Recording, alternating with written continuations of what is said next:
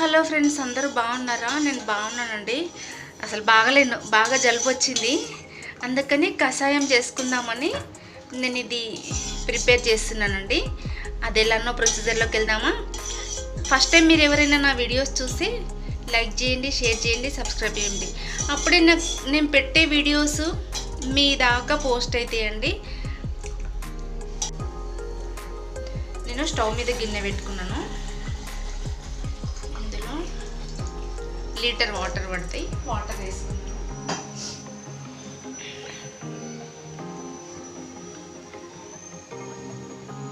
కొంచెం అల్లం ముక్క ఇది కొట్టేసుకున్నాను.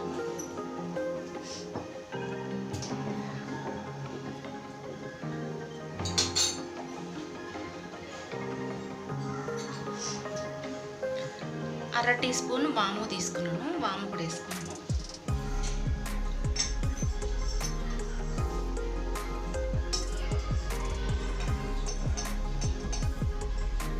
పది నుంచి 12 వరకు మిరియాలు తీసుకున్నాను.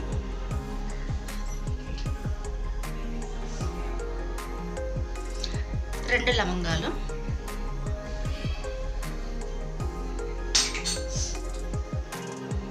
కొంచెం దాల్చిన చెక్క కొట్టేసుకుంటాను.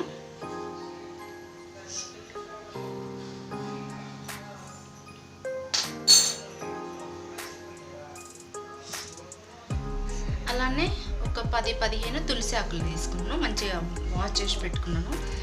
తెంపేప్పుడు నేను బాటిల్లో వేసి పెట్టుకుంటాను. ఎమర్జెన్సీలా అంటే తెంపడానికి కష్టమైతే ఈవినింగ్ తెంపలేము కదా, అందుకని తెంపేప్పుడు ఒక బాటిల్ వేసి పెట్టేసుకుంటాను ఫ్రిడ్జ్లో. అవసరం ఉన్నప్పుడు ఇట్లా కషాయం. బాగా జలుబు ఉందండి, అసలు విపరీతమైన జలుబు అసలు. అందుకని కషాయం చేద్దామని ఇది బాగా మరగనిద్దాం.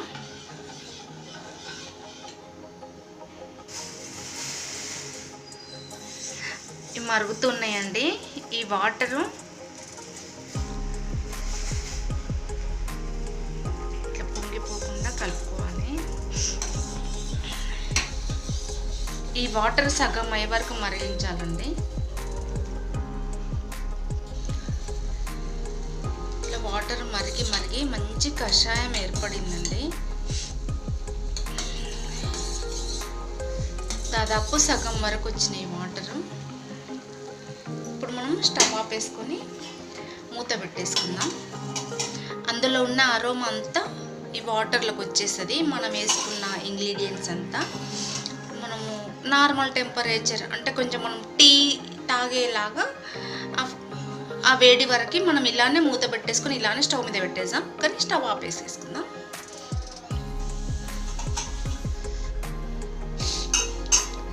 లోపల ఇంకా లీఫ్లో ఈ ఉన్నాయి కదా, అల్లము, తులసి, మిరియాలు, ఇదంతా ఈ ఫ్లేవర్ అంతా వాటర్లోకి వచ్చేసింది. మనం ఇప్పుడు సర్వ్ చేసుకుందాం.